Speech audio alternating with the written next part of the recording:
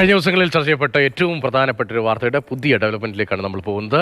KSRTC driver യദുവിന്റെ പരാതിയിൽ മേയർക്കെതിരെ കേസെടുക്കാൻ കോടതി നിർദ്ദേശം നൽകി. മേയർ ആര്യ രാജേന്ദ്രൻ, ഭർത്താവ് സച്ചിൻ ദേവ് MLA, മേയറുടെ സഹോദരൻ അരവിന്ദ്, ഭാര്യ ആര്യ, കണ്ടാലറിയാവുന്ന ആൾ എന്നിവർക്കെതിരെ കേസെടുക്കണമെന്നാണ് കോടതിയുടെ നിർദ്ദേശം. അനന്തകൃഷ്ണൻ വിവരങ്ങളുമായി.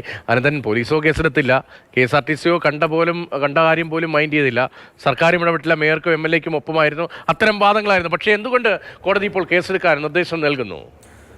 രതീഷ്, നടുറോഡിലെ തർക്കവുമായി ബന്ധപ്പെട്ട് മേയർ പരാതിയിൽ ഡ്രൈവർ യദുവിനെതിരെ പോലീസ് കേസെടുത്തിരുന്നു. എന്നാൽ മേയർക്കെതിരെ യദു പോലീസിൽ പരാതി നൽകിയെങ്കിലും അത് പരിഗണിച്ചില്ല. ഈ ഒരു ഘട്ടത്തിലാണ് ഡ്രൈവർ യദു കോടതിയെ സമീപിച്ചത്. കോടതി ആ ഹർജി പരിഗണിച്ചു. ഇപ്പോൾ കോടതിയുടെ ഉത്തരവ് വന്നിരിക്കുന്നു. ഹർജിയിൽ ആരോപിക്കുന്ന കുറ്റങ്ങൾ ചുമത്തി മേയർക്കും കുടുംബത്തിനുമെതിരെ കേസെടുക്കാനാണ് Thiruvananthapuram judicial first class magistrate കോടതി 3-ന്റെ ഉത്തരവ് ഇപ്പോൾ വന്നിരിക്കുന്നത്. മാത്രമല്ല, ഈ പരാതി കേസെടുക്കാൻ വേണ്ടി കന്റോൺമെന്റ് പോലീസിന് കോടതി കൈമാറുകയും ചെയ്തു.